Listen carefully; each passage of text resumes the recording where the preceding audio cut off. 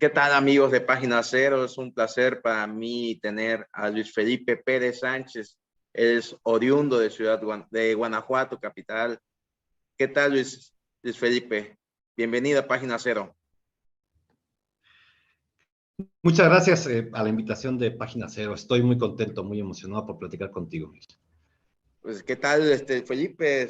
Pues con la noticia que vas a estar presentando una novela en la Feria Internacional de Libro de Minería en la Ciudad de México, en esta edición 2023. ¿Podrás contarnos un poco más de esta novela?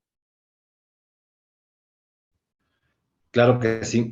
En primer lugar, sí es la primera presentación de esta novela que se llama Mala Entraña, publicada por el Instituto Estatal de la Cultura a través de su editorial, que es Ediciones La Rana, y que de alguna forma ha armado una especie de delegación en donde incluyen la presentación de Mala Entraña. Mala Entraña es una novela que empecé a escribir en el 2016, si no me equivoco, tras un proyecto.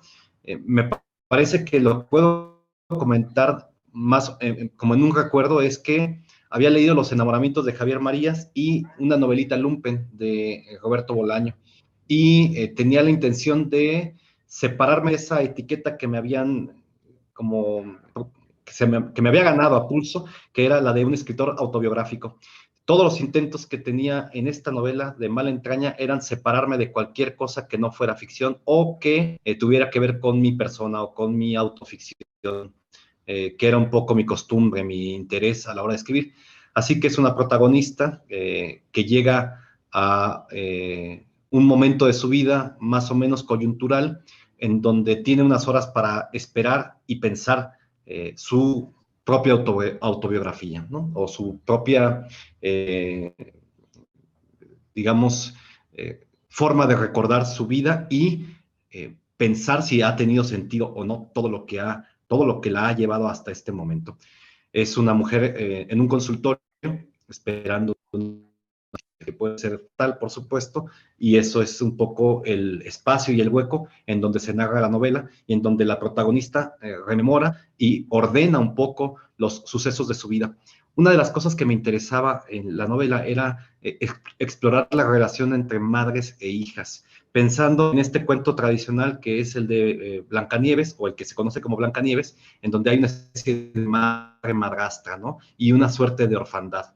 Y por otro lado, me interesaba mucho, desde hace bastante tiempo me interesa mucho, la parábola del hijo pródigo, esta idea de ser joven y batirse hasta llevar al extremo las experiencias, ¿no? Que no le cuenten a uno. Pensaba mucho en una frase de Lebrun que justo o se ajusta a esto, ¿no? Que a nadie le gusta que le cuenten los procesos, que uno los quiere vivir. Y de alguna forma la novela sitúa a la protagonista en ese momento en el que se pregunta si ha tenido valor, si ha valido la pena, si no es que pudo haberlo hecho de otra forma. Y entonces entramos a un juego en el que además se van contando historias, un poco pensando en esta ilusión de las mil y una noches, en donde la protagonista va metiéndose como protagonista de sus propias historias, a veces infantil, a veces adolescente, y a veces ya pegada a esa edad en la que está esperando una noticia. Y ahí estoy pensando que es una novela de la espera, en un sentido moroso, pero que sucede todo lo que ha sucedido a lo largo de la vida de esta protagonista, que de alguna forma guarda el nombre en todo. Al final de la novela se revela el apellido porque tiene relevancia, puesto que es alguien que ha tenido el apellido de un padrastro, ¿no? No de su propia familia. Eso también le da un significado. Y la protagonista destaca, me parece, porque en el prototipo de su temperamento tiene una sensación de estar manchada, como si tuviera una especie de malicia implícita de su destino desde su infancia, desde su nacimiento, ¿no? Como si tuviera una suerte de cicatriz o de lunar o de característica particular que le hace verse frente a los demás como un monstruo. Recuerda también que el asunto del monstruo no es propiamente algo terrorífico, sino aquel que es inevitable que sea señalado. Y en ese sentido se van poniendo características morales, físicas, de temperamento de la protagonista, que hace que los demás la señalen o que ella se sienta señalada. Y ahí está, en el delirio de la espera, contándose su propia vida. Ese es un poco lo que podría decir. Es una novela narrada en primera persona, pero que suelta la narración a diferentes personajes que aparecen un poco ahí en la trama, ¿no? Creo que ahí hay una especie de enganche entre diferentes historias de mujeres que se preguntan en cierto momento de su vida, por supuesto, entre paréntesis, una crisis, ¿no? Como las muchas crisis que podemos tener cualquiera, si ha valido la pena, ¿no? Y todas que aparecen, todos los personajes que aparecen, se hacen un poco la misma pregunta y analizan sus propios hechos. Este es un poco, en resumidas cuentas, lo que ofrece Mala Entraña, que en un principio se llamaba La Mala, justamente, y que terminamos poniéndole de título Mala Entraña, que se ha publicado hace muy recientísimamente y se presenta por primera vez en el Palacio de Minería, en el stand del estado de Guanajuato, el 26 de febrero a las 7 de la noche. Tendré el privilegio de estar comentando la novela, como estamos comentándola ahora, con Gilma Luque, una escritora que me parece de las más destacadas de su generación, es decir, de los nacidos en los 70 y pico, que recientemente además ha recibido la noticia de que publica su Negra, que es una novela que se publicó en Almadía aquí, que se publica en España bajo el sello de una editorial que ahora no recuerdo. Pero en fin, me siento pues muy cobijado por la invitación y porque ella es, o por lo menos es lo que he descubierto, una gran conversadora sobre libros, sobre literatura y sobre historias que, a pesar de que no es mi autobiografía, el personaje mismo está encabalgando una autobiografía dentro de la novela. Más o menos es lo que podría decir de Mala Entraña. Y pues hablando un poco y muy brevemente de esa espera, a la espera que estás hablando, ¿qué tanto tuvo que esperar esta novela para ver la luz? Es una buena pregunta y me parece que es una historia que se puede contar casi, casi ibargüengoitianamente, ¿no? Es decir, que todo lo que sugiera un chiste o un humor involuntario aparece ahí. En primer lugar, creo que la primera parte de esta historia es que es producto de un estímulo de a la creación artística del 2015, que se publicó en finales del 2015, por lo que se estuvo escribiendo en 2016.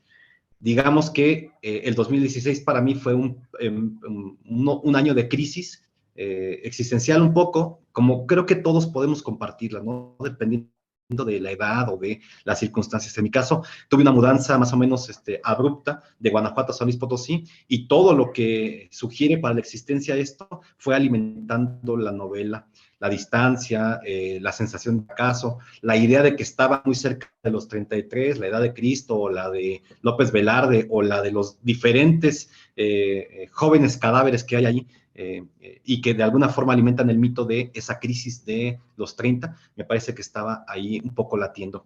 Y la otra parte, la más chusca, es que digamos que la novela se quedó ahí parada y cuando sugirió la editorial mandarla a dictamen, bueno, primero vino el confinamiento, fueron años lentos, 2 años lentos.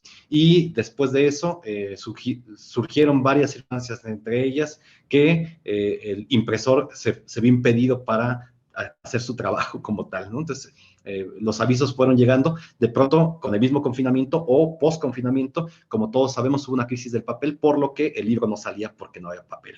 Luego, ya en el predicado, parece que la encuadernadora se detuvo, tuvo una avería y ya impresa la novela no se podía encuadernar. Así que estamos ante la expectativa, ante la inminente presencia de una novela que podría no estar, dependiendo un poco de lo que las circunstancias dicten de aquí al 26 de febrero, que es cuando se presenta la novela por primera vez en el Palacio de Minería.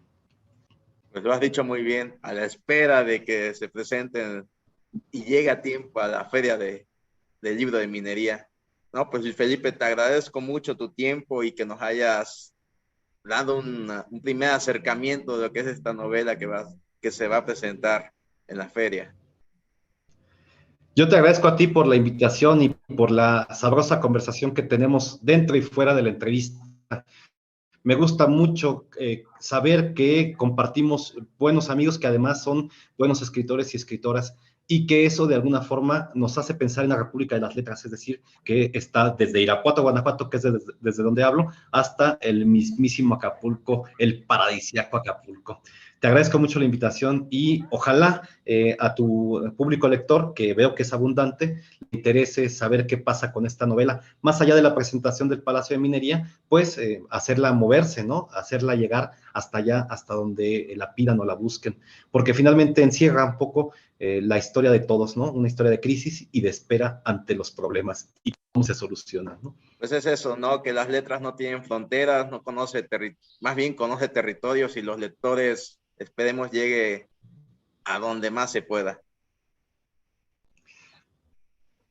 Muchas gracias. Pues muchas gracias, Felipe, te mando un gran abrazo. Igualmente, un gran abrazo. Que sea un lindo mes.